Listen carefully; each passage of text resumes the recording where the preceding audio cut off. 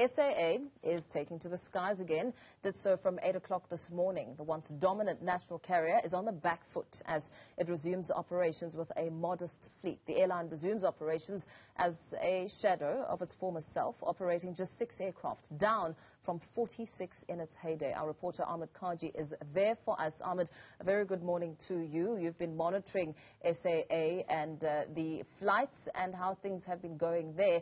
What's the latest?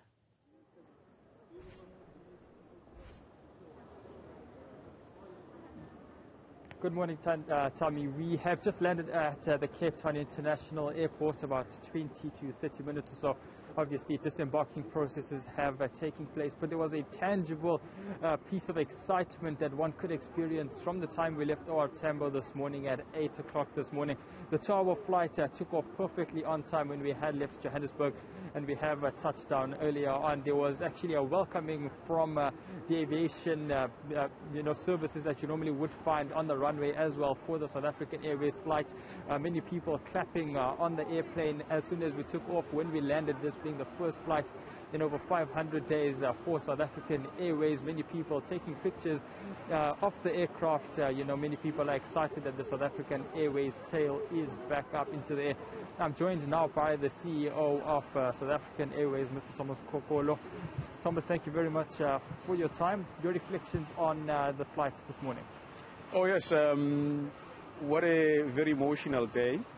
Lots of excitement. And it brings a lot of humility to me as well, understanding the amount of work that lies ahead in terms of stabilizing the airline. But we are excited that phase one has actually started and we had a good experience. And thanks to the customers for their support. Speaking towards this morning's flight, you saw that thankfully things went off without any hitches. It was an early morning flight which went off on time. Do you think this will be a reflection of what SAA will be going through in the coming weeks and months? Yes, our desire is that we ensure that our safety standards are of excellence like they have been in the past, that we improve on customer experience by making sure that there is on-time departure and also on-time arrival. The market is very competitive and we need to make sure that the basics are right and we make sure that our aircrafts are clean and are in super condition. That is the motto that we are building for the SAA going forward indeed. Finally, Mr. CEO, with today being the flight, many people would be expecting many more to come through into the regional areas.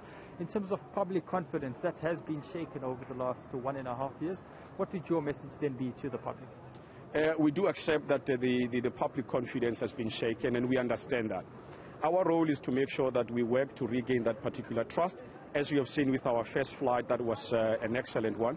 We hope to and we plan to build up on that. And we can assure the public that we have retained our pilots, the safety standards have been retained, and SAA is well run and SAA is operational, and we will keep improving. And we ask the customers to hold us accountable by giving us feedback on their experience on our aircraft. Mr. CEO, thank you very much for your time this morning. That's Mr. Thomas Kgokolo, the CEO of South African Airways. And just to give you some context into exactly how we had gotten here at South African Airways, put into business rescue in December of 2019.